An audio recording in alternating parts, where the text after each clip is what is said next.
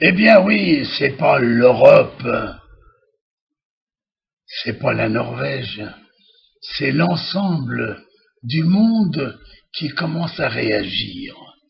Finalement, Israël a été victime, là maintenant, pendant des années, des décennies, des siècles on pourrait dire, victime d'agressions permanentes, verbales, VVV, et actives et physiques.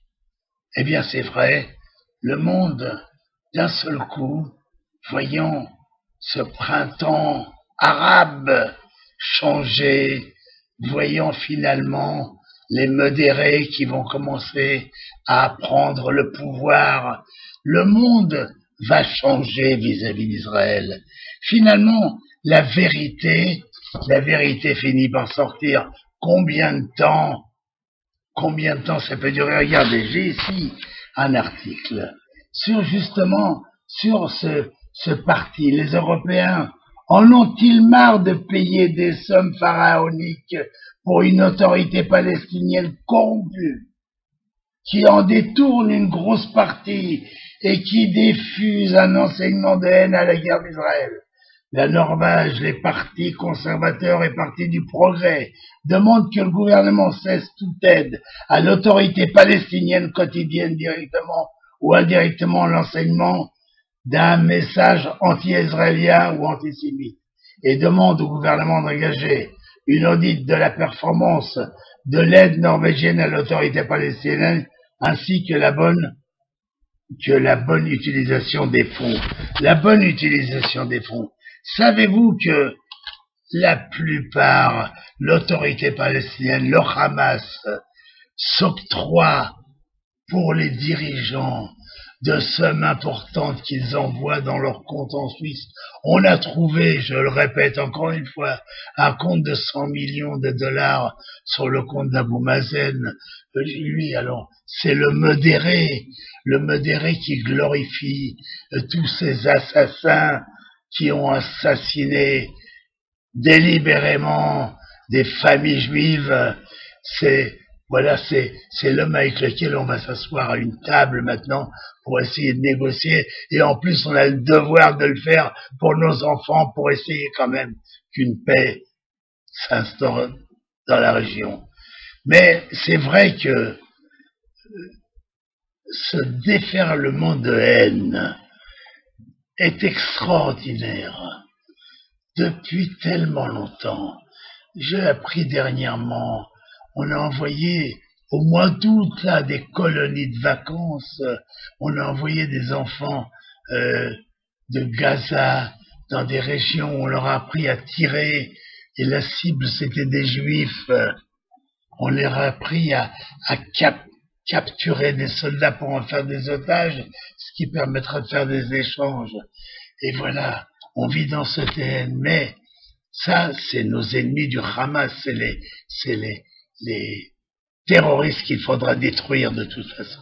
Mais nous avons également l'autorité palestinienne, c'est Abou Mazen qui en est le patron, et là, on glorifie tous les jours, on envoie des sommes aux familles, des gens qui ont massacré des familles juives. Moi, je pense que c'est vrai que le moment est venu, il faut que tout ça s'arrête. Combien de temps? Vous savez, on nous a cité l'exemple d'une semaine, il y a un mois, une semaine, où il ne s'est rien passé en Israël. Il n'y a pas eu d'attentat, il n'y a pas eu de mort, il n'y a rien eu, et on venait de constater que en Syrie, il y avait 80 000 morts et 1000 morts de plus dans la semaine. Eh bien, on n'a parlé que d'Israël à l'ONU. On a pris des décisions contre Israël à l'ONU. Les Juifs sont attaqués en permanence, à tel point que même le président de l'ONU a dit « assez, c'est assez, il faut cesser ces attaques permanentes contre Israël ». Donc voilà, on en est là. Il faut attendre qu'un président de l'ONU ou un parti politique en Norvège ou Dans d'autres pays, on commence à dire, mais enfin, c'est pas possible, mais jusqu'où on va aller contre ces gens-là? Voilà.